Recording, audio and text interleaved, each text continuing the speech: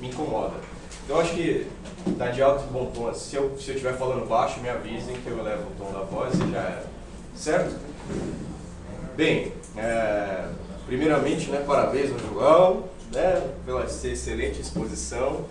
É sempre uma tarefa muito difícil, como eu disse no início aqui, a gente condensar de maneira compreensível o conjunto mesmo da riqueza dessas obras, da riqueza da contribuição crítica dessas obras.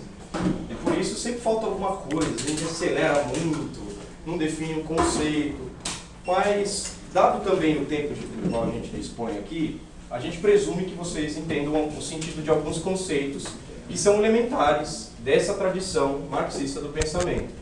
Caso isso não exista, se vocês não tiverem familiaridade, forças produtivas, apareceu, fiquem à vontade para me interromper, levante a mão para perguntar, certo? Que é assim que a gente consegue construir esse entendimento mínimo. Uma aproximação com uma obra dessa natureza, que é uma obra de um debate extremamente denso, ela requer mesmo um entendimento preciso, a captura do sentido bastante precisa de cada um dos conceitos com os quais a gente trabalha. Por isso é legal. Então fiquem à vontade para me interromper, para perguntar quando quiserem a definição de algum conceito aqui. Certo? Bem, o autor que me cabe aqui, sobre o qual me cabe comentar, é o Evgeny Pashkukanis. Ele produziu essa obra aqui que está toda ferrada, está toda grifada, já está sem capa, eu fico devorando isso. É uma agonia se lidar com esses autores. Autor que tem método, que não faz aquele sincretismo metodológico de misturar as coisas no liquidificador, de multiplicidade de referências. Autor que tem método, ele produz uma obra sempre onde cada argumento é concatenado, é amarrado. Então você retirar um argumento aqui para falar é sempre uma tarefa hercúlea, você vai grifando assim, grifa, esse é importante, aí o parágrafo vai, isso aqui também é importante, isso é importante. Tem hora que dá agonia, eu grifo o livro todo grifado, mas eu tentei fazer o possível para tirar, eu acho que o que há de elementar, que pode complementar um pouco do sentido daquilo que foi exposto pelo João. Bem, primeiramente, todo esse debate que foi travado a respeito dessa relação entre o marxismo e o direito, ele não foi feito com base em um legado sistematizado pelo Marx.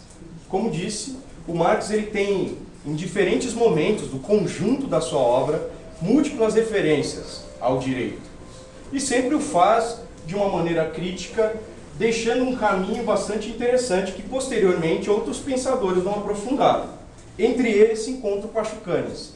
Essa obra dele aqui, o Teoria Geral do Direito e do Marxismo, é a única que existe, traduzida para o português.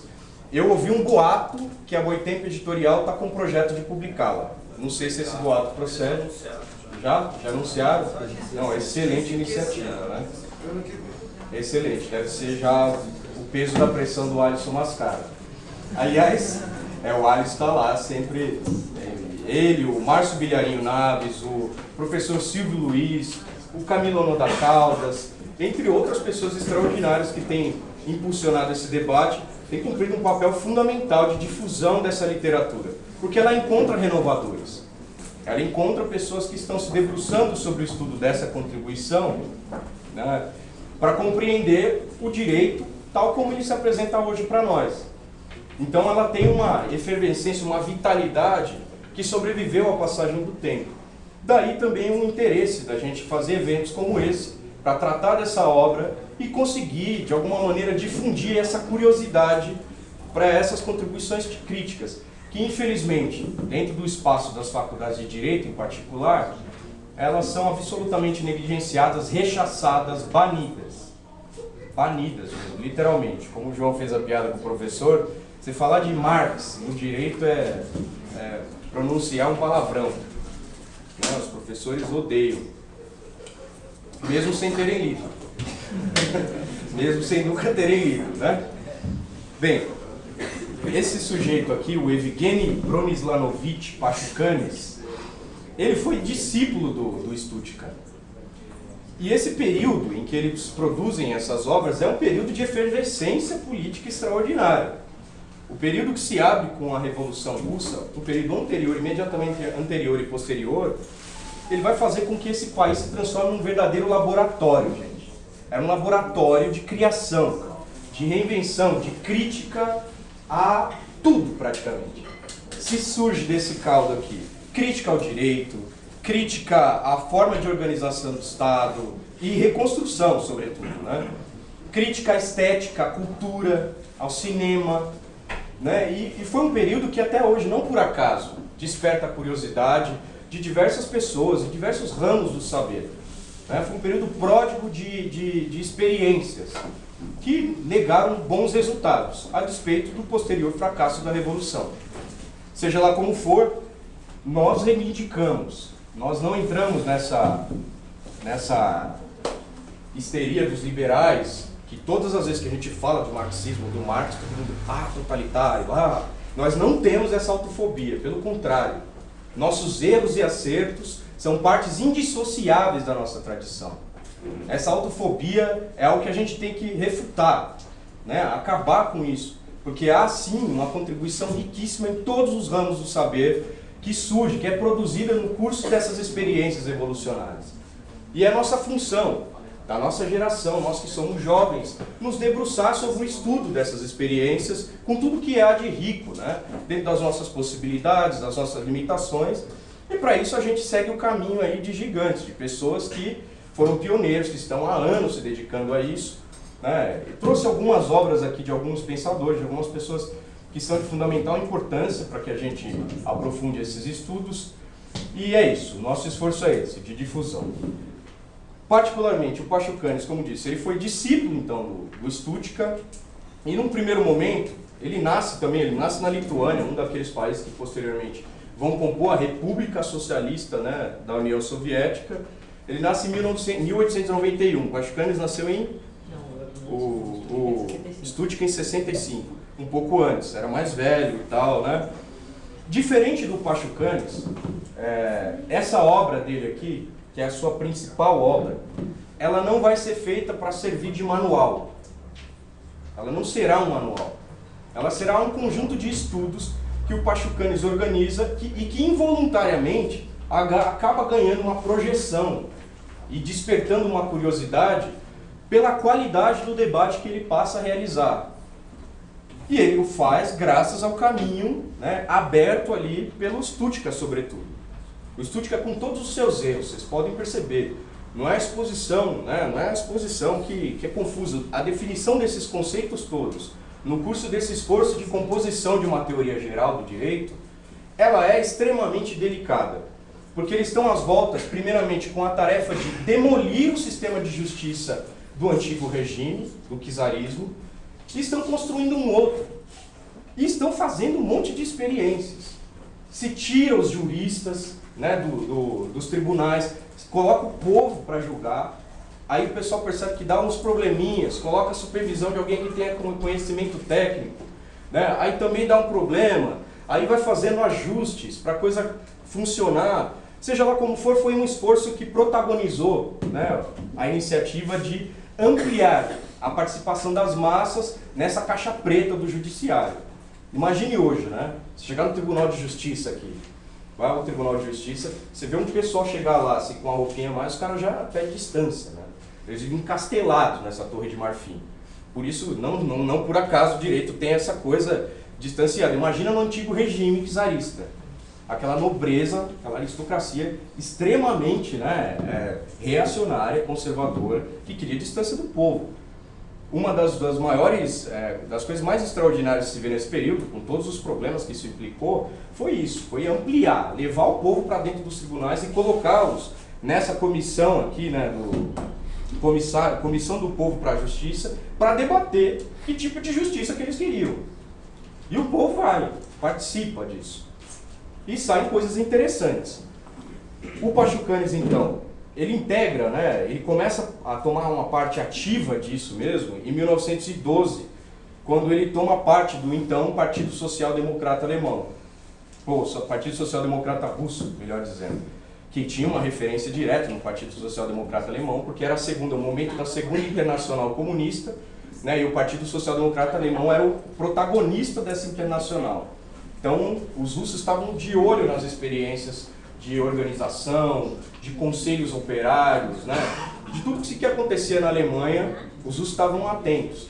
Daí o batismo da sua própria organização nesse momento como Partido Social Democrata Russo.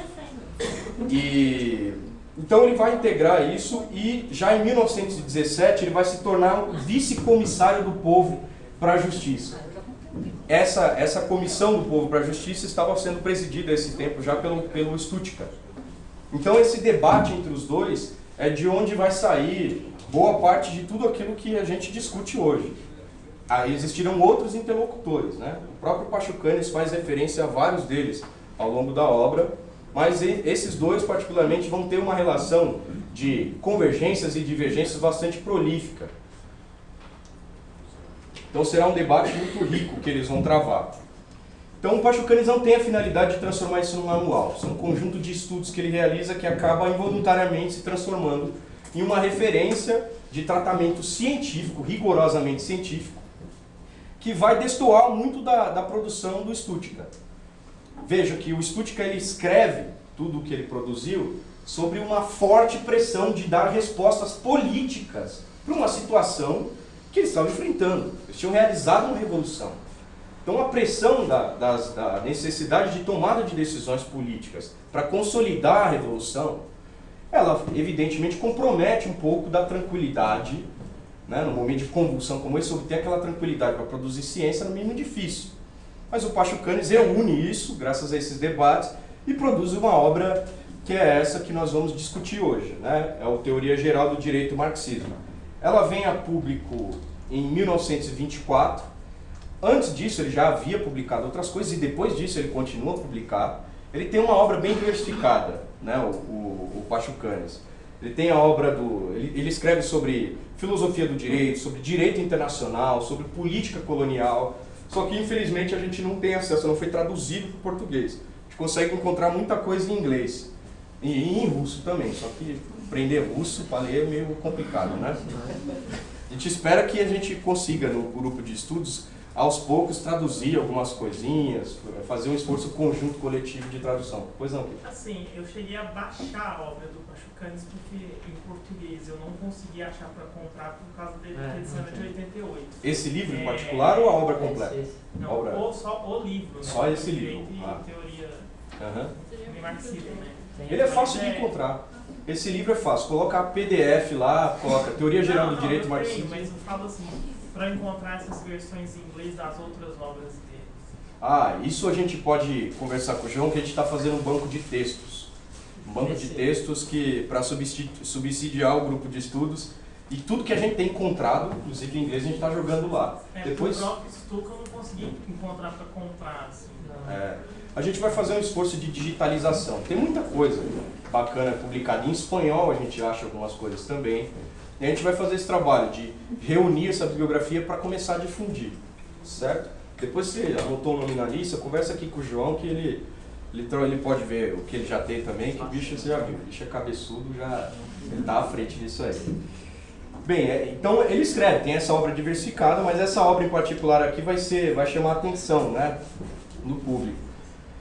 É uma obra simples, relativamente, né? Simples, olha só o tamaninho dela, pequenininha, mas é densa. Isso aqui tem 7 capítulos esse livro, mas é denso pra caramba. E ela requer, para que a gente consiga compreender um pouco da dimensão dessa originalidade do pensamento do Pachucanes, que a gente conheça o mínimo de Marx. Tem que conhecer que é de onde ele parte.